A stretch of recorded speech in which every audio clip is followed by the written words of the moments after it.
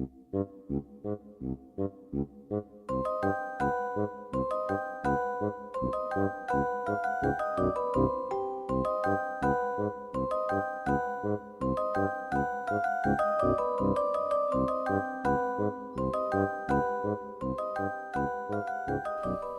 to Spooky Ass Shit. I am your host, Eric Dwinells, and tonight we are diving back into the worlds of cryptid, and I did say diving because we are talking about the Loch Ness Monster. We are all alone tonight, no guest this week, just you and me, and I am actually getting ready to go on vacation, but don't worry, there will be a show next week. I have a pre-recorded episode, again, with Lilith Beast coming back, and we talk about John Carpenter's Halloween. So that'll be coming up next week while I'm on vacation. It's actually my birthday next Sunday. And like the grown adult that I am, I will be spending it at Walt Disney World. That's right. Heading out to Disney for a week. Of course, I'm going to check out the Haunted Mansion. Again, one of my favorites. And the Tower of Terror. Very excited. In fact, when I come back, I'll probably do an episode about the Tower of Terror because we haven't really talked about that one yet. Before we begin the show today, I do want to remind you to check out the show's website, spookyas.com or spookyasshit.com. They both take you to the same place, and that is the show's blog page. From there, you can find pictures and links. Actually, the pictures are particularly important for this episode because we're going to be describing some of the pictures of the Loch Ness Monster, and you're going to want to see exactly what we're talking about. So you can find them there at spookyas.com. You can also find links to all of our social media. We are at spookyasshit on Instagram and Twitter, but I don't really use the Twitter, so I'm just kind of placeholding that. Like maybe someday we'll get it, or we'll get a social media director or something like that.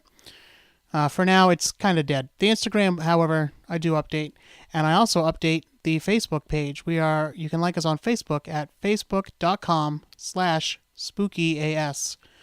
And I like that one because it gives us a chance to interact, and I can see all your faces and know exactly what I'm working with. When I just said that Lil Beastie was coming back to talk about Halloween, did I mention I meant John Carpenter's Halloween, the movie from 1978?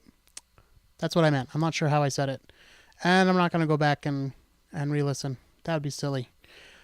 So, but that's the idea. She's going to come back and talk about John Carpenter. There I go again. John Carpenter's Halloween, the original. One of my favorite scary movies, I guess.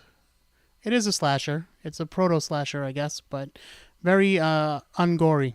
Anyway, we'll talk about all that next week. Have you guys seen the preview for the new one, the one that's coming out this fall?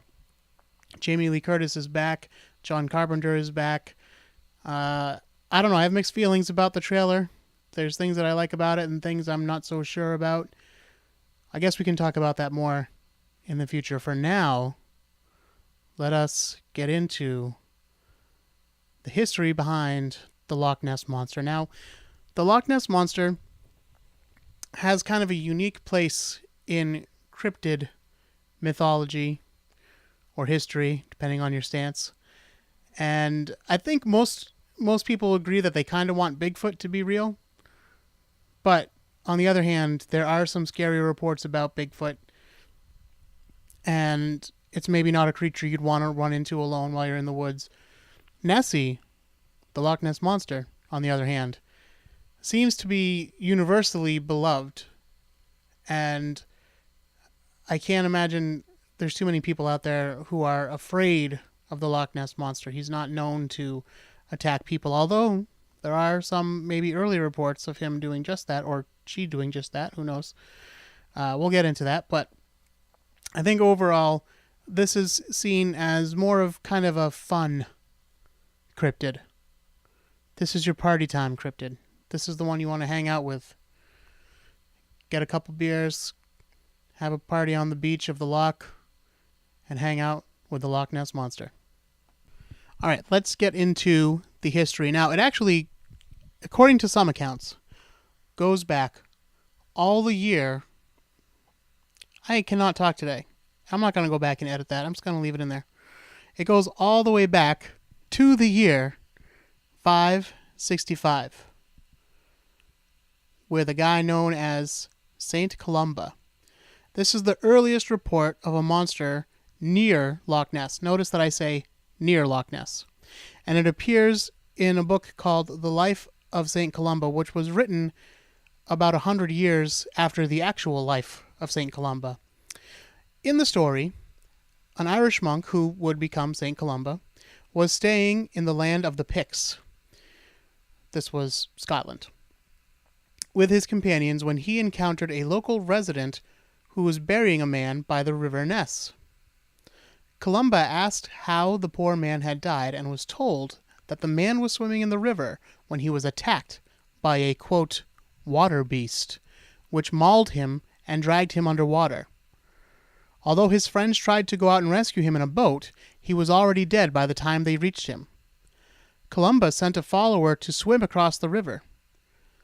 The beast approached him, but Columba made the sign of the cross and said, "Go no further. Do not touch this man. Go back at once."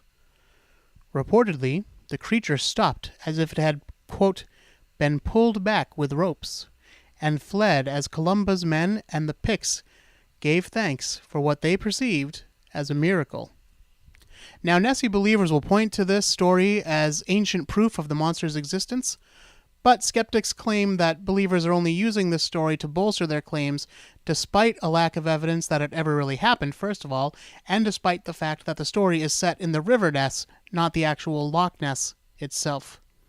In any event, there is no significant historical record of a monster living in Loch Ness before 1933.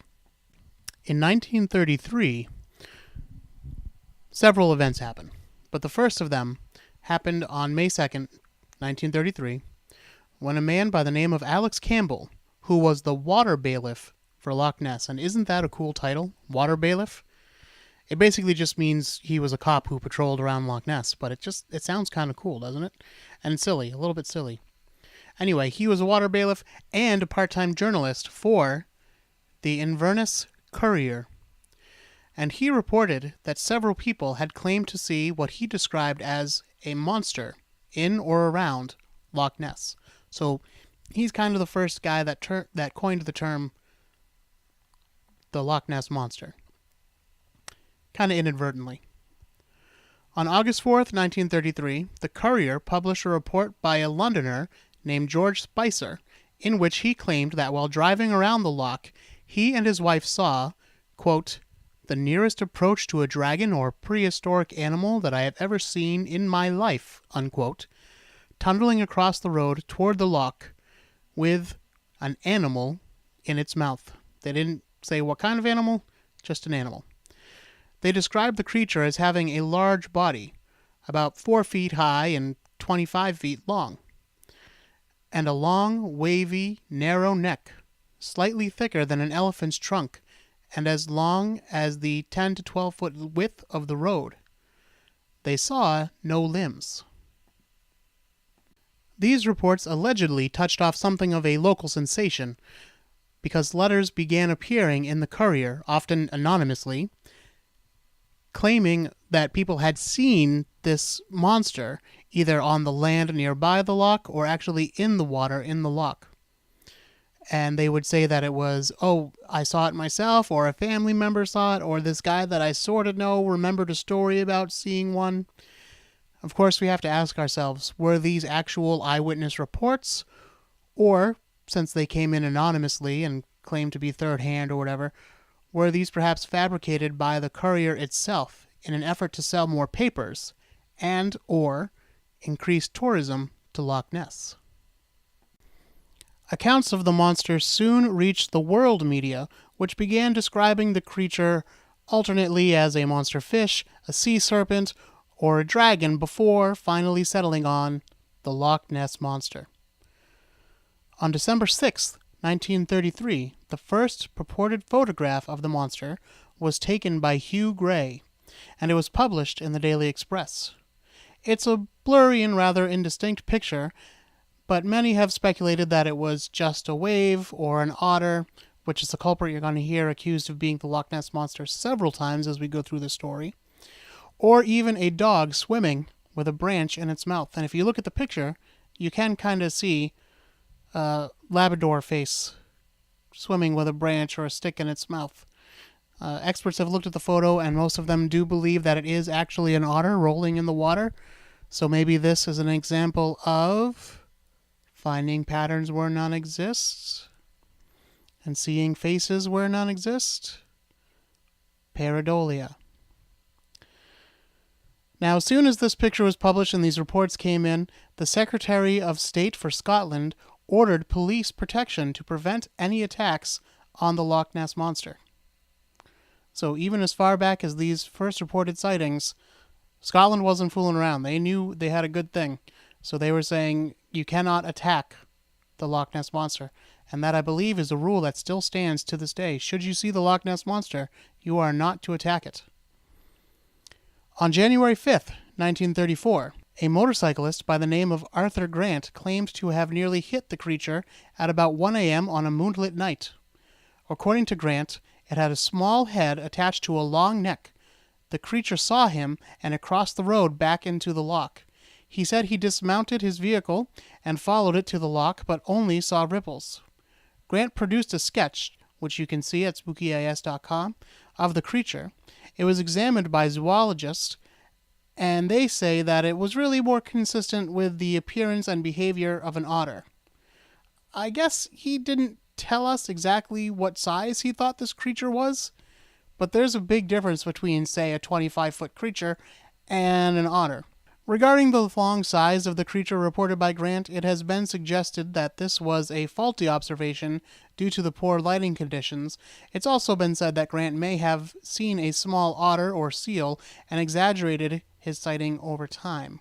Now we're going to talk about the surgeon's photograph. If you're only familiar with one picture of the Loch Ness Monster, this is probably the one. This is the one where you can see the head sticking out of the water, black and white, little blurry, kind of a silhouette, I guess you'd call it. Let's talk about it. It's from 1934. This is the surgeon's photograph. It is reportedly the first photo of the creature's head and neck. It is said to have been taken by a man named Robert Kenneth Wilson, who was claimed to be a London gynecologist. It was published in the Daily Mail on April 21st, 1934. Wilson allegedly became worried that having his name associated with the Loch Ness Monster would hurt his doctor's practice, so it became known simply as the surgeon's photograph. According to Wilson, he was looking at the loch when he saw the monster. He grabbed his camera and snapped 4 photos. Only 2 exposures came out clearly. The first reportedly shows the small head and neck, a little bit of the back. The second shows a similar head, but in a diving position. The first photo is the one that is famous, became well known. The second one attracted little publicity because it is blurry. Although for a number of years the photo was considered evidence of the monster, skeptics dismissed it as a piece of driftwood or an otter or maybe a bird. The photo's scale was called into question too. It is often shown cropped, making the creature seem large and the ripples in the picture look like waves. But when it's uncropped, the shot shows the other end of the loch and the monster in the center. The ripples in the photo were found to fit the size pattern of small ripples, not large waves. Despite doubt surrounding the photo's authenticity, it remains the most well-known photo of Nessie to this very day. Of course, we're going to have an update on that photo in a little bit, but we're going chronologically, so let's keep going. After reading Rupert Gould's The Loch Ness Monster and Others, a man named Edward Mountain financed a search for the monster. 20 men with binoculars and cameras positioned themselves around the loch from 9 a.m. till 6 p.m. for 5 weeks, beginning on July 13th, 1934. Although 21 photographs said to show the monster were taken, none were considered conclusive. Jumping ahead a little bit, I'm not going through each and every sighting, by the way, that you can find online, because most of them say, like, yes, this man was fishing, he saw something, he took a picture. Most people believe it's waves or driftwood or an otter. That happens again and again. So just assume every time that, like, between the things I'm talking about, there were 10 sightings like that. Now let's talk about some sonar readings. In December 1954, Sonar readings were taken by the fishing boat Rival 3. Its crew noted a large object keeping pace with the vessel at a depth of 146 meters, or 479 feet. It was detected from 800 meters, 2,600 feet, before contact was lost and then regained. To this day, we don't know what that was. There are other sonar reports, some even from more modern times, but these are usually blamed on perhaps a school of fish or some kind of algae or something like that. There were previous attempts at sonar before 1954, but they all proved inconclusive or found nothing at all. And again, in the future, it's kind of the same thing or some unidentified thing, but in any event, it's never led to sure proof of the Loch Ness Monster. Jumping ahead again to 1962, the Loch Ness Phenomena Investigation Bureau, or LNPIB, was a UK-based society formed in 1962 to, quote, study Loch Ness and identify the creature known as the Loch Ness Monster, or determine the causes of its reports. The society's name was later shortened to the Loch Ness Investigation Bureau, and eventually it disbanded in 1972, but they did have an annual subscription charge which covered its administration. The group's main activity was encouraging groups of self-funded volunteers to keep an eye on the loch from certain vantage points with film cameras and telescopic lenses. From 1965 till 1972, it had a caravan camp and a viewing platform, and sent observers to other locations up and down the loch. In 1972, a team of zoologists from Yorkshire's Flamingo Park Zoo, searching for the monster, discovered a large body floating in the water. The corpse, which is about 16 to 18 feet long and weighed as much as 1.5 tons, was described by the Press Association as having, quote, a bear's head and a brown scaly body with claw-like fins. The creature was placed in a van to be carried away for testing, but police seized the cadaver under the Act of Parliament prohibiting the removal of any, quote, unidentified creatures from Loch Ness. It was later revealed that the Flamingo Park Education Officer John Shields shaved the whiskers and other distinguishing features off a bull elephant seal, which had died the week before and been dumped in Loch Ness to dupe his colleagues. Now we have the story with the fun name of the Loch Ness Muppet from 1977. On May 21st, 1977, Anthony Shields was camping next to Urquhart Castle. Sorry if I said that wrong. And he took some of the, quote, clearest pictures of the monster known to this day, end quote. Shields was a magician and a psychic, so what's not to trust? He claimed to have summoned the animal out of the water. He later described it as an elephant squid, claiming that the long neck shown in the photograph is actually the squid's, quote, trunk. Because, squids have trunks. And that the white spot at the base of his neck is actually its eye. Due to the lack of ripples, it had been declared a hoax by a number of people and received its name because of its staged look. And it is kind of a silly looking picture. Again, you can see a picture of it on spookyas.com. There was a man by the name of Robert Rines, and he conducted a number of studies. One in 1972, one in 1975, one in 2001, and one in 2008. He went out with a whole team, sonar, cameras, everything, all the equipment, looking for the Loch Ness Monster. This is where the relatively famous fin picture comes into play. This was taken by one of the Robert Rines studies. This picture, again, is kind of controversial because even people who were there at the time say, yes, that's a real picture, but it wasn't that clear when we took it. So there's some suspicion that there's been some doctoring to the photos to make it look better. Some people think it's a rock, although it's seen from different angles and positions, so that does suggest movement. It could be the fin of some other fish, or who knows what. We don't know exactly. Anyway, Robert Rines he conducted these studies, and he believes that there is something out there, but after his 2008 study failed to find any kind of proof, he says, there probably was something out there, but now it's gone extinct.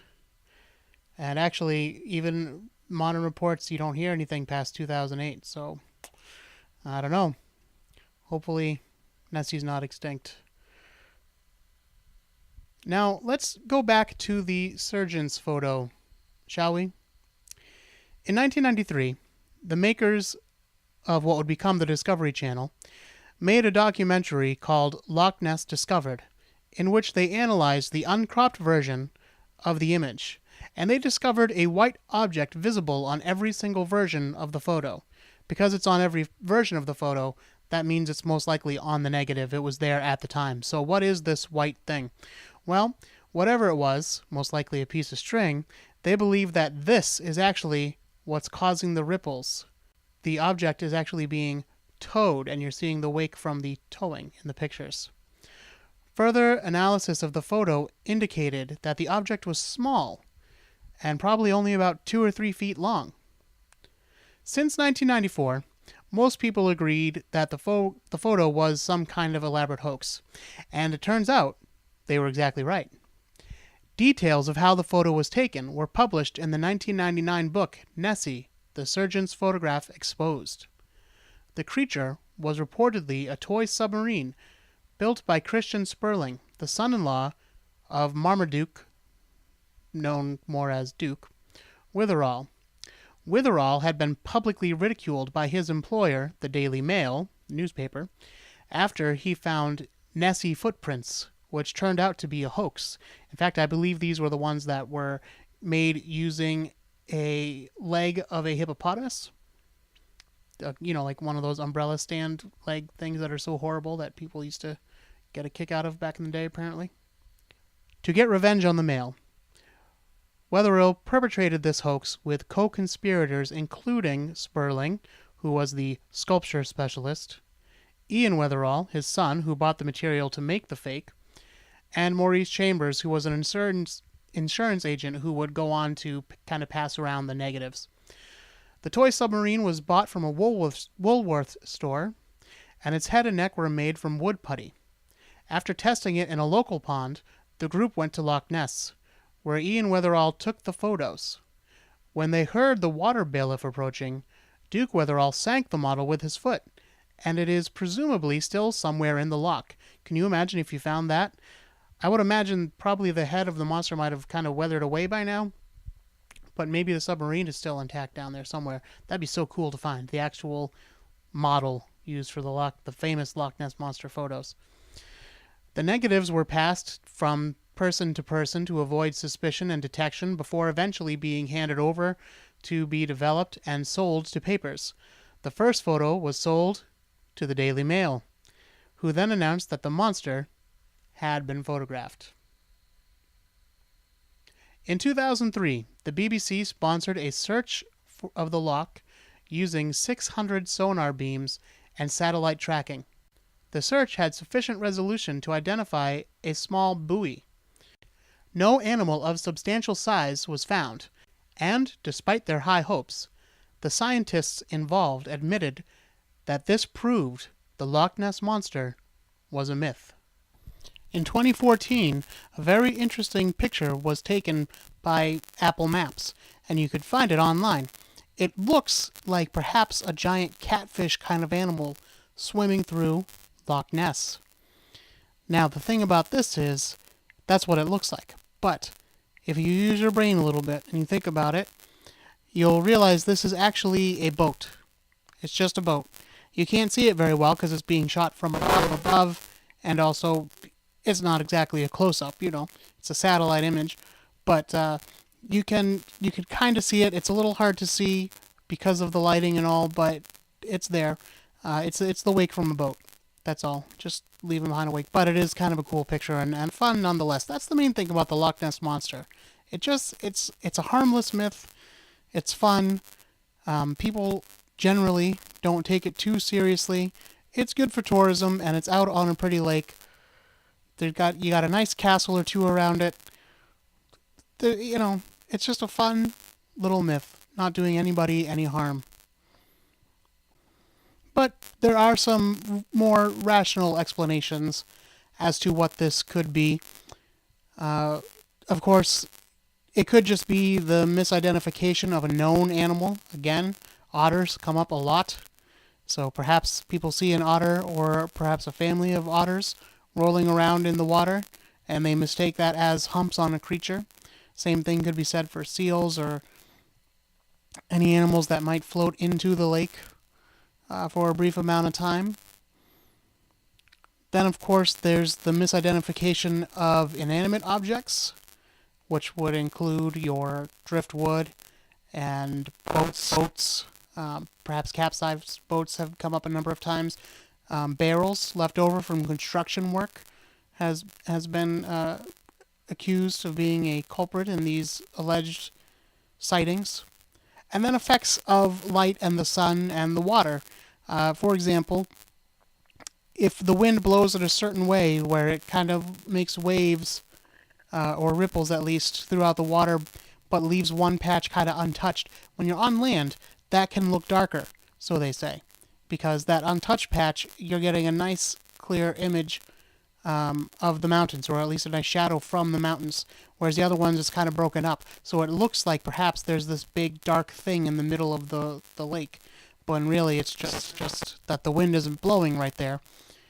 So those are the kind of effects that they're talking about now. Of course, everybody's favorite answer for what the Loch Ness Monster really is, including mine, is that it's actually a plesiosaur. That's a type of dinosaur. That's the one with the long neck and the fins and all that. So let's talk about the plesiosaur. This goes back as far as 1933, when that zoologist said maybe this is a plesiosaur. And this was an aquatic, long-necked reptile that became extinct 66 million years ago. So, it's we can speculate that maybe it's possible that a family of plesiosaurs lived in this lake, and that somehow they were able to survive mass extinction of their kind. And this is the last known family, and just through a series of inbreeding in this particular lake, they are surviving. Of course, who knows what monsters lurk in the deep of the ocean, so perhaps this is just a one-off that stumbled into Loch Ness. Who knows? But let's look at it logically. Plesiosaurs were probably cold-blooded reptiles that needed a warm, tropical climate for their water. And the average temperature of Loch Ness only reaches about 42 degrees Fahrenheit, which is very cold. That's 5.5 degrees Celsius.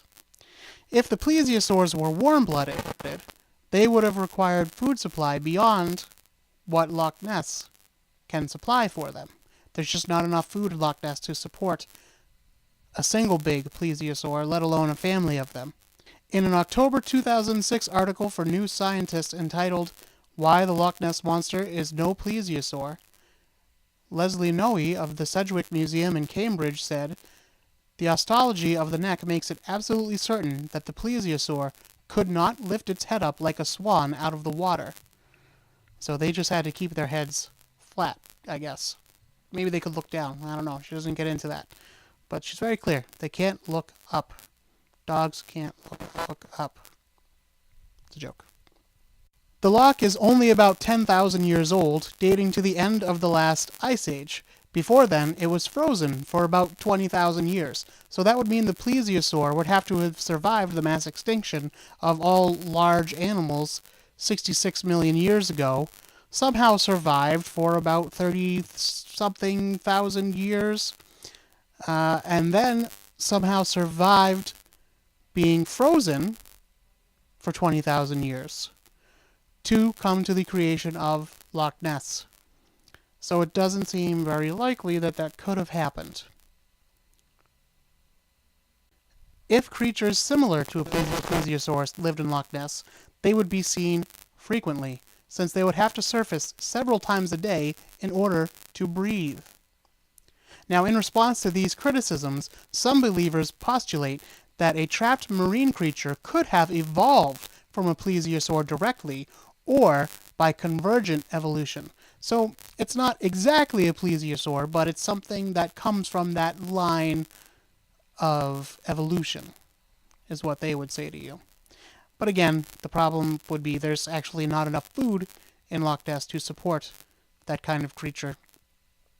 They also say that perhaps it's not seen coming up for air because it has, in some sightings, it has been described as having horns, and they're saying that perhaps these horns are actually nostrils or trunks, which allow them to breathe, kind of like a snorkel. Hey, sorry about those little scratchy noises you had to listen to the past couple minutes. Every once in a while, these microphones go a little bit batty. If you are an audio guy or gal, feel free to write in and tell me how I can make sure that doesn't happen in the future. It does happen every once in a while here. Usually I kind of check the wires and it seems to go back to normal. But they were normal when I started, and they seem to be normal now. So why does it happen in the middle? Go ahead, write in and tell me if you know the answer. We are at, what's the email again?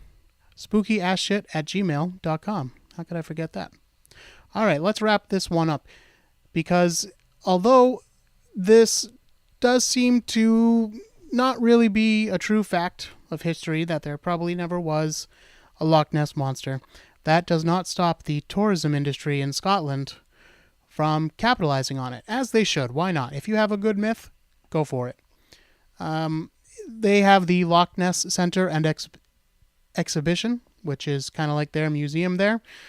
It's also located in one of the castles over there, which is said to be beautiful and have a wonderful view of the loch. There's also Nessieland, which is a Loch Ness Monster themed amusement park. And of course, you can take various tours of Loch Ness on different ships and go searching for the Loch Ness Monster yourself. I've never made it over to Scotland. I would love to. And if I ever do, you can bet that I will do my best to get out to Loch Ness. So that wraps up the show for today. We are a little bit earlier than normal, but that's what you get sometimes, folks. It takes as long as it takes. I can't help it. Another good reason to have guests. Someone to talk to. Someone to bounce ideas off of. But can't always get them. Especially coming up on these dog days of summer when I am really focused on my vacation. I have had a rough year, as you guys know, with my broken ankle and everything. Finally recovered. Got the doctors okay. Fine to go to Florida. He said don't jump and don't run, which are two things I don't plan to do much of anyway in normal life. So I think we're going to be just fine. Again, I'll point you to the website, spookyas.com or spookyasshit.com. And don't forget to follow us on Instagram. We are at spookyasshit on Instagram. And you can like us on Facebook at facebook.com/spookyas. Please share the show. Please rate and review on Apple Podcasts or wherever you happen to listen.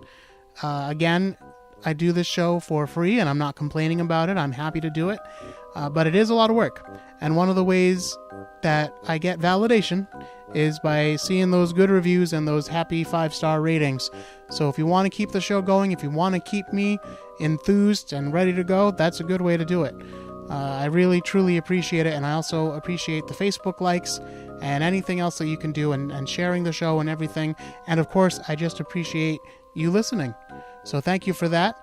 And until next time, don't be afraid.